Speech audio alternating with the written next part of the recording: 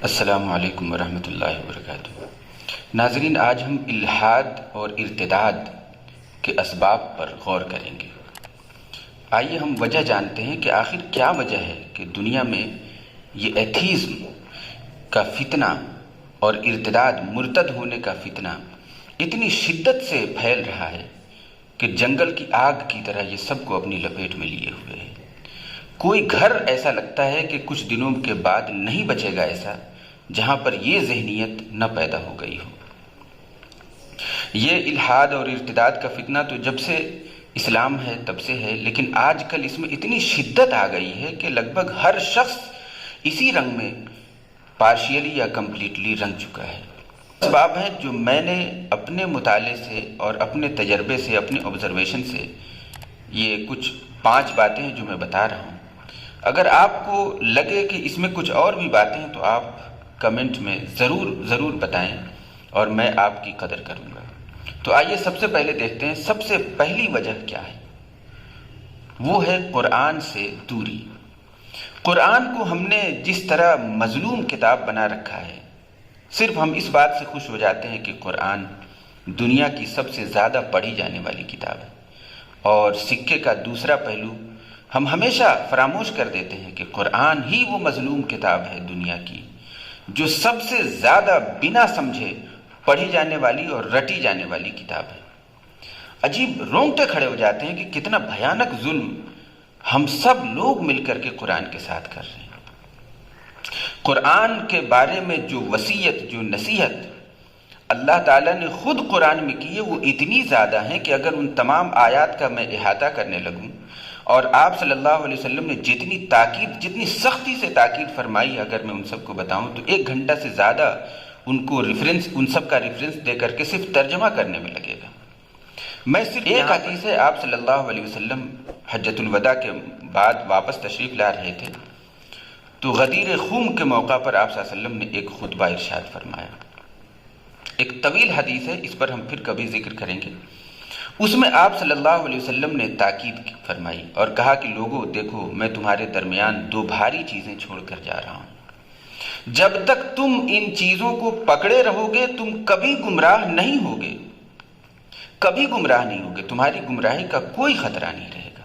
پھر آپ صلی اللہ علیہ وسلم نے فرمایا، اللہ کی کتاب، اللہ کی کتاب، اللہ کی کتاب، اللہ کی کتاب اللہ کی رسی ہے، اس کو مضبوطی سے پکڑو، اس کو دانتوں سے پکڑ لو، چھوٹنے نہ پائے، کہ اس میں نور ہے، اس میں ہدایت ہے، اس میں سب روشنی ہے، اس کو پکڑنا، اس کو نہ چھوڑنا، گمراہ ہو جاؤ گے۔ اور دوسری بات آپ صلی اللہ علیہ وسلم نے فرمائی کہ میرے اہل بیت، میرے گھر والے، میں تم کو اللہ سے ڈراتا ہوں کہ میرے گھر والوں کے ساتھ اچھا سلوک کرنا۔ یہ بات آپ صلی اللہ علیہ وسلم نے 3 بار فرمائی کہ میرے اہل بیت کے بارے میں تم کو اللہ سے ڈراتا ہوں، میرے گھر والوں کے بارے میں تم کو اللہ سے ڈراتا ہوں۔ دوسری چیز ہے دین اور رسم و رواج کا تصور کا آپس میں گڈمٹ ہو جانا۔ ہم نے دین کو اتنا سمیٹ دیا کہ دین ہمارے نزدیک صرف رسم و رواج اور کچھ مذہبی عقائد کا نام ہو کر رہ گیا۔ دین کی حقیقت ہی کھو گئی، ہم نے جانا ہی نہیں کہ دین ہے کیا۔ وہ دین جس کے بارے میں اللہ فرماتا ہے ان الدین عند اللہ الاسلام، اور وہ دین جس کے بارے میں اللہ تعالیٰ فرماتا ہے کہ رضیت لکم الاسلام دینا، الیوم اکملت لکم دینکم واتممت علیکم نعمتی ورضیت لکم الاسلام دینا۔ ہم نے دین کے نام پر صرف کچھ مشرکانہ اور خرافات، رسم و رواج اور کچھ مذہبی عادات کہ ہاں نماز پڑھنی ہے، روزہ رکھنا ہے، بہت زیادہ ہوئے تو عورتوں کو پردہ کرنا ہے، مردوں کو داڑھی رکھنی ہے، اور بس ہو گیا دین، فارغ ہو گئے۔ کچھ اور بڑھے تو چلو بھائی 1-2 چلہ بھی لگا لیتے ہیں، کچھ اعتکاف کر لیتے ہیں، تسبیح پڑھ لیتے ہیں، پیسہ ہے تو حج عمرہ کر لیتے ہیں۔ انہی چیزوں کو ہم نے دین سمجھ رکھا ہے۔ خدا کی قسم یہ دین نہیں ہے، یہ تو بس مذہب ہے اور کچھ رسم و رواج ہے۔ بچہ پیدا ہوگا تو ہم کیا کریں گے، شادی ہوگی تو کیسے کریں گے، میت ہوگی تو کیا کریں گے۔ اس پر ہم پھر آئندہ کسی ویڈیو میں تفصیل سے بات کریں گے۔ تیسری چیز، اردو زبان سے ہماری اردو زبان سے ناواقفیت، یہ وہ شدید ترین ہماری غلطی ہے جس کی وجہ سے ہم اور ہماری نسلیں دین سے دور ہوتی ہی جا رہی ہیں۔ کیونکہ یاد رکھیے اردو زبان اب صرف ایک زبان نہیں رہی، اب اس زبان کے اندر دین کا، قرآن کا اور صحیح علم کا، اللہ اور اس کے رسول کی باتوں کا جو گہرا ذخیرہ موجود ہے، اور صدیوں کی جو محنت ہے جو ہمارے علماء نے کی ہے، وہ سارا ذخیرہ اردو زبان میں موجود ہے۔ اب تو حالت یہ ہے کہ کچھ اعتبار سے اگر دیکھا جائے تو دین اسلام کا اتنا مضبوط ذخیرہ اب تو کسی بھی زبان میں بہت کم ہے، اور بہت ساری چیزیں اردو سے ٹرانسلیٹ ہو کر کے دنیا میں پھیل رہی ہے۔ یہ اللہ کا کرم رہا کہ اس بر صغیر میں ایسے افراد اللہ نے پیدا کیے جنہوں نے دین اسلام کی بے پناہ خدمت کی۔ اردو کے نام پر ہم کیا پڑھتے ہیں؟ آپ کیا پڑھیں ہیں؟ کیا جانتے ہیں؟ بس اپنا نام مشکل سے لکھ سکتے ہیں۔ کیا ہم میں سے ایسا ہے کوئی کہ قرآن کے ترجمے کو اور اس کی تفسیر کو سمجھ کر پڑھ لے؟ کتنے سارے ایسے لوگ ہیں، اور اگر ہم ہیں تو ہمارے بچوں کی کیا حالت ہے؟ اپنا نام بھی وہ کتنی مشکل سے اور کتنی بری رائٹنگ میں لکھیں گے۔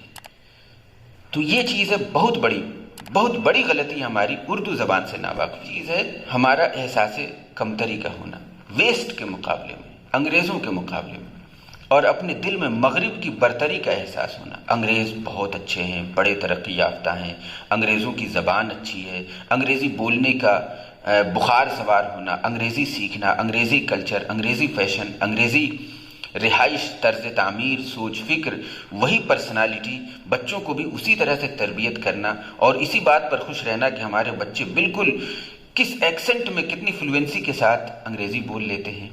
جب سر سے پیر تک ہم انگریز اور انگریزیت میں ڈوب جائیں گے تو کہاں سے کسی کے دل میں یہ خیال آئے گا یا محبت ہوگی اللہ کی، رسول اللہ کی، قرآن کی، صحابہ کرام کی؟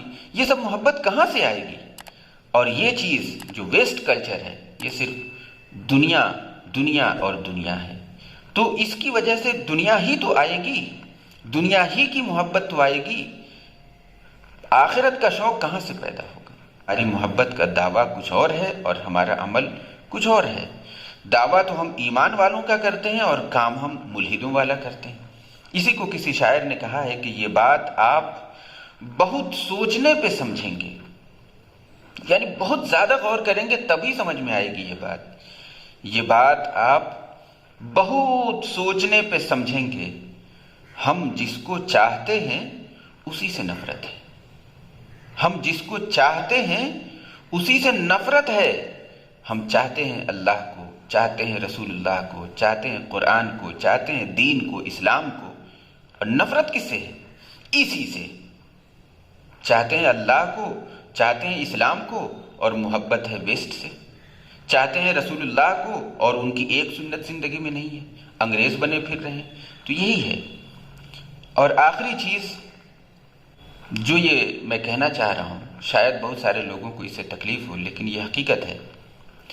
آخری چیز جو ہے وہ ہمارے علماء سو کا گھناؤنا اور بدترین کردار ہے، جنہوں نے جدید ترقی یافتہ نسل کو اور پڑھے لکھے افراد کو، تعلیم یافتہ طبقہ کو دین سے بیزار کر کے رکھ دیا، کیونکہ انہوں نے دین کے نام پر جو چیزیں اور جو خرافات بتائی ہیں، اور جو بدعتیں اور جو گمراہیاں انہوں نے پبلک کی ہیں، اور ان سب چیزوں کو اللہ اور اس کے رسول سے ثابت کیا ہے، اور جتنی ہزاروں لاکھوں بدعتیں ایجاد کی اور ان کو فورسفلی ثواب بتا کر کے مسلمانوں میں پھیلایا، یہ خبیث اور یہ بدکردار لوگ بچ نہیں سکیں گے۔